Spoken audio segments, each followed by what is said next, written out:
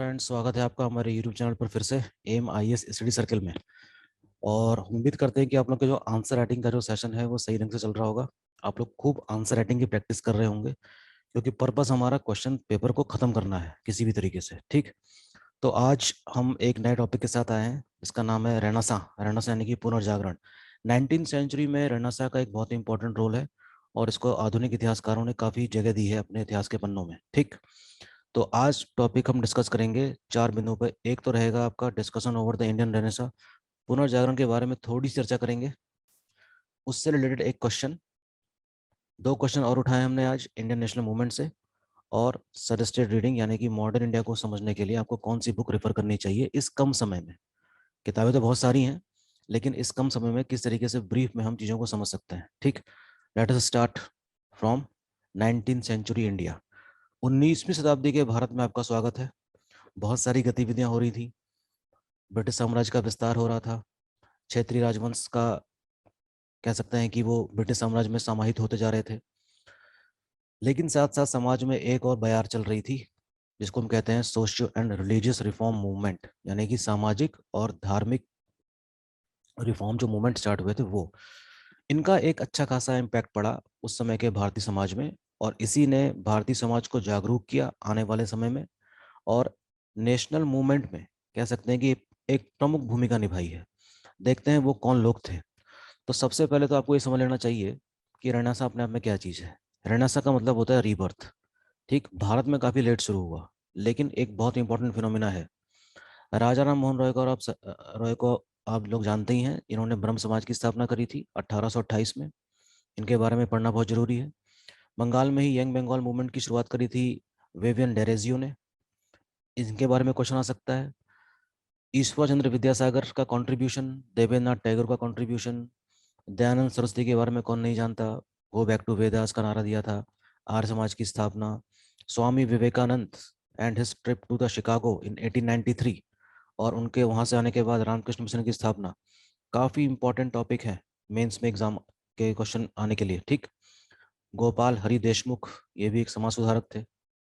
ज्योतिबा फूले की भूमिका, सत्यशोधक समाज की स्थापना की गई थी 1873 में।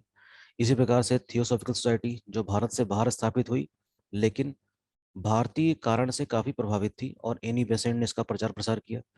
मुस्लिम समाज में भी कुछ आंदोलन हुए, रिफॉर्म वाले भी हुए और रिवाइवल वाले भी।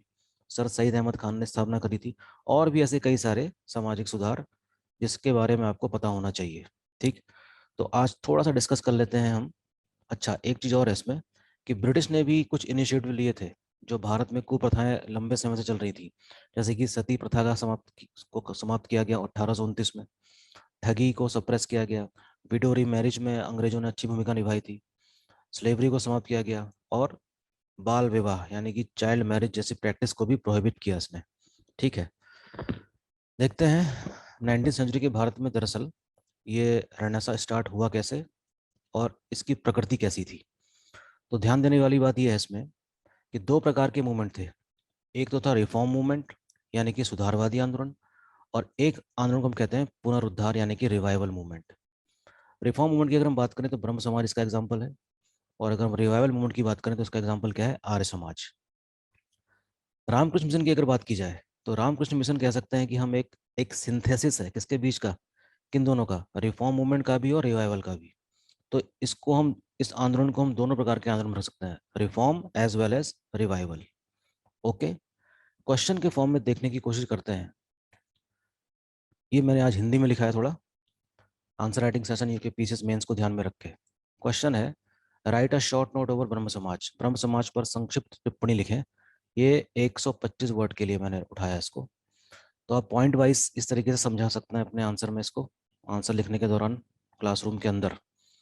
देखो, पहला पॉइंट आपका आना चाहिए कि ब्रह्म समाज पहला संगठन था जिसने धार्मिक और सामाजिक दिशा में सुधार आरंभ किए और भारतीय समाज को एक नई दिशा दी, जिसकी स्थापना राजा राम मोहन रॉय ने 1828 में कलकत्ता में की थी। ठीक, इसकी विशेषताएं या लक्षण निम्नलिखित हैं। राजा राम मोहन रॉय ने भारतीय समाज में व्याप्त कुरीतियों पर प्रहार किया जो अंधविश्वास और अज्ञानता के कारण उत्पन्न हुई थी। उन्होंने एकेश्वरवाद का सिद्धांत दिया था तथा अवतारवाद, पुरोहितवाद, सती प्रथा, पशु बलि इत्यादि का खंडन किया। बिल्कुल भी एंकरेज नहीं किया उन सब चीज़ों को। पाखंड मानते थे वो इन सब चीजों को। इनके अनुसार भारतीय धर्म का मूल उपनिषदों में निहित है तथा भारतीय अध्यात्म का स्रोत है। भारतीय धर्म में सबसे अच्छी बात यह थी कि इसका अध्यात्म जो कहाँ पे छुपा हुआ था, उपनिषदों में। लेकिन उपनिषद की जानकारी भारतीय जनमानस को बहुत कम थी। बस वो खाली पुरोहितवाद के चपेटे में आया हुआ था, जिसका खंडन उन्होंने किया था। पश्चिम के विज्ञान से भी राजा राम मोहन राय बहुत अधिक प्रभावित थे।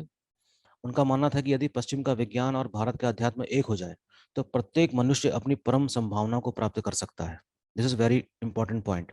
यानी कि best of east and best of west. What was the best of east? अध्यात्म। What was the best of west? Science. तो कॉम्बिनेशन अगर हो जाए साइंस और अध्यात्म का, तो बहुत एक समाज, बहुत ही उन्नत समाज क्रिएट किया जा सकता है, ऐसा मानना था किसका? राजा राम मोहन रॉय का। ब्रह्म समाज ने कठोर जातिवाद व्यवस्था पर भी प्रहार किया। कह सकते हैं कि ये जो कास्ट सिस्टम था इंडिया का, बहुत ही रिजिड था, उस पर प्रहार किया है। महिलाओं की स्थिति को सुधारने की दिशा में भी प्रयास किए हैं। और राजा राम मोहन रॉय की ही प्रयासों से 1829 में सती प्रथा का अंत हो सका, जिसमें किसने भूमिका निभाई थी? लॉर्ड विलियम बेंटिक ने। याद होगी बात आपको। ब्रह्म समाज की गतिविधियों के कारण धीरे धीरे ही सही, भारतीय जनमानस जागरूक हुआ और अपने अधिकारों की वकालत करने लगा। अंततः कहा जा सकता है कि इन्हीं शिक्षाओं के कारण भारतीय राष्ट्रवाद जो 19वीं शताब्दी के उत्तरार्ध में आरंभ हुआ, उसमें ब्रह्म समाज की शिक्षाओं ने प्रमुख भूमिका निभाई थी। तो इस तरीके से 125 वर्ड्स में आप एक क्वेश्चन डिजाइन कर सकते हैं और खुद भी अपने वर्ड्स में लिखने की कोशिश कर सकते हैं टाइम देखकर। ठीक है, जिस तरीके से मैंने इसको 3-4 मिनट में पढ़ दिया आपके सामने, इसी तरीके से हमारी राइटिंग स्पीड ऐसी होनी चाहिए कि कम से कम 5 मिनट में हम इसको पूरा लिख के किनारे कर देंगे। ठीक है, और ये तभी हो सकता है जब आप एग्जाम से पहले ही सारी प्रैक्टिस यहाँ घर बैठ के कर लें। ओके, देखते हैं अगला क्वेश्चन। ये मैंने इंडियन नेशनल मूवमेंट से उठाया था और ये 50 वर्ड्स का है। इससे पहले जो पीसी का एग्जाम हुआ था 2016 वाला, उसमें लखनऊ पैक्ट के पूछे गए थे कि त्रुटियां क्या थी उसकी। लेकिन इस बार एक क्वेश्चन मैंने रखा है कि लखनऊ पैक्ट की विशेषताएं क्या थी। तो देख सकते हैं कि Lucknow pact which was held in 1916 in Lucknow was the scheme between Congress and Muslim League. Lucknow pact Congress और मुस्लिम लीग के बीच की एक स्कीम थी जो 1916 में हुई। कहाँ? लखनऊ में। ठीक है, अध्यक्षता कौन कर रहा था इस समय? कांग्रेस सेशन की अंबिका चरण मजूमदार। ये सारी इफेक्ट प्री वाले एग्जाम के लिए इंपॉर्टेंट माने जाते हैं। इसके मेन फीचर्स निम्नलिखित हैं। This pact exhorted the British government to confer self government on India as early as possible. इनकी शुरुआती डिमांड में क्या था कि जल्दी ही ब्रिटिश क्या करें, सेल्फ गवर्नमेंट का जो कॉन्सेप्ट है वो भारतीयों को फटाफट देना शुरू करें। दूसरा इन्होंने क्या पॉइंट रखा था, सॉरी, दूसरा एक था to expand provincial legislative council, यानी कि प्रांतीय जो विधायी परिषद है उसका विस्तार करें, और गवर्नर जनरल की काउंसिल है उसका भी विस्तार करें। विस्तार से मेरा मतलब यहाँ पर यह है कि भारतीयों को उसमें जगह दी जाए जिससे कि अपनी बात रख सकें। तीसरा इंपॉर्टेंट इसमें पॉइंट था to provide for greater representation of the elected members on the expanded council. अर्थात जो काउंसिल जिसका विस्तार किया गया है उसमें अधिक से अधिक रिप्रेजेंटेशन दिया जाए भारतीयों को, जिससे कि भारतीय जो प्रतिनिधि है ना, जनप्रतिनिधि, वो अपनी बात को ब्रिटिश के सामने रख सके। तो ये कुछ विशेषताएं थी। पिछली बार एग्जाम में क्या आया था? डिफेक्ट पूछे गए थे। हो सकता है इस बार लखनऊ पैक्ट की विशेषताएं आ जाए, तो ध्यान देने वाली बात यह है। दूसरा क्वेश्चन हमने उठाया है, what was vernacular press act of 1878। देखिए, प्रेस की एक अपनी भूमिका होती है। प्रेस कह सकते हैं कि लोगों तक जानकारी पहुंचाता है गवर्नमेंट की एक्शंस की, क्या गवर्नमेंट की एक्टिविटीज़ हो रही हैं। इस तरीके से लोगों को पता चलता है। जैसे आजकल तो प्रिंट मीडिया और टेलीविज़न मीडिया छाए हुए हैं, है ना, 24 घंटे न्यूज़ चलती रहती है। तो उन दिनों ऐसा नहीं होता था। उस समय माध्यम क्या होता था? समाचार पत्र होते थे। लेकिन अगर समाचार पत्र अंग्रेजी भाषा में छप रहे हैं तब तो जनमानस को उतनी बात समझ में नहीं आएगी। लेकिन हुआ ये कि देसी भाषा में भी समाचार पत्र चला करते थे और एक्सपोज करते थे किसको? गवर्नमेंट की जितनी भी त्रुटियां हैं, गवर्नमेंट के डार्क साइड को वो क्या करते थे? एक्सपोज करते थे। और भारतीय जो जनमानस हैं जो लोकल भाषा बोला करते थे, उनको ये बात समझ में आ जाती थी। और कह सकते हैं कि ब्रिटिश के प्रति एक नफरत का भाव पैदा होता था। अंग्रेजों ने इस बारे में जानकारी जल्दी ले ली। उनको ऐसा लगता था कि मीडिया, प्रिंट मीडिया उस समय की वर्नाकुलर प्रेस वाली इंपॉर्टेंट भूमिका निभा रही है और भारत का जो जनमानस है वो अंग्रेजों से नफरत कर रहा है। तो इस लिहाज से क्या किया गया, क्यों ना इस प्रेस को ही समाप्त कर दिया जाए। तो एक एक्ट लाया गया था जिसको कहा जाता है वर्नाकुलर प्रेस एक्ट। वर्नाकुलर मतलब देसी भाषा में जो भी अखबार चल रहे थे उनको समाप्त कर दिया जाए। Usually Indian press played the role of whistle blower of government activities in those time. ठीक है। धीरे धीरे they gradually created the wide base among the masses. ठीक। पीपल बिकेम अवेयर, लोग जागरूक होने लगे कि गवर्नमेंट ऐसा भी कर सकती है करके। तो under the influence of this act, जब ये एक्ट लाया गया, कई सारे अखबारों को समाप्त मतलब बंद कर दिया गया, अब उनका संचरण बंद हो गया है। इसी तरीके से कुछ अखबार ने क्या किया कि थोड़ी बहुत चालाकी दिखाई और अपने अखबार को देसी भाषा से कन्वर्ट करके इंग्लिश भाषा में पब्लिश करने लगे। जिनमें से एक कौन सा था? अमृत बाजार पत्रिका।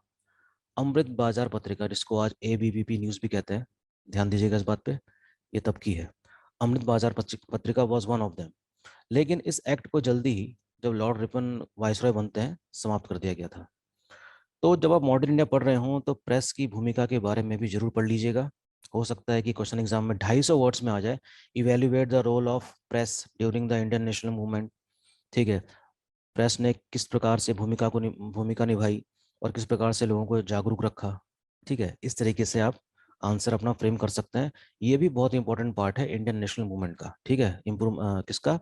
इंडियन नेशनल मूवमेंट का, प्रेस की भूमिका। ठीक, रिमेंबर दिस। चौथा जो बिंदु था जिसको मुझे डिस्कस करना था आपसे, और वो ये कि इन सब चीज़ों को जल्दी से किस किताब से पढ़ा जा सकता है। तो ये रही सामने आपके किताब, बिपिन चंद्र की आधुनिक भारत का इतिहास। दोनों भाषाओं में आता है, इंग्लिश और हिंदी में। पढ़िए इसको। ठीक है। और इस किताब की खासियत ये है कि मेंस एग्जाम की तैयारी के लिए बहुत ही अच्छा रोल प्ले कर सकती है। ठीक है, जिसकी रीडिंग स्किल्स काफ़ी अच्छी हैं, तो वो इस किताब को खोलकर एक ही दिन में इस बड़े टॉपिक को खत्म कर सकता है, जैसे कि राणा साहब वाला पीरियड। जिसके लिए मैं आपसे कहूंगा कि चैप्टर नंबर 6 और चैप्टर नंबर जो 11 है इस वाली किताब का, उसको आप पढ़िए तो आपको राणा साहब वाला कॉन्सेप्ट पूरा पूरा क्लियर हो जाएगा। ओके। होपफुली आपको ये लेक्चर ठीक लगा होगा, और अपनी तैयारी को जारी रखिए, आंसर खूब सारे लिखिए और मिनिमम टाइम के साथ। ठीक है, मिलते हैं नेक्स्ट लेक्चर में। Thank you so much.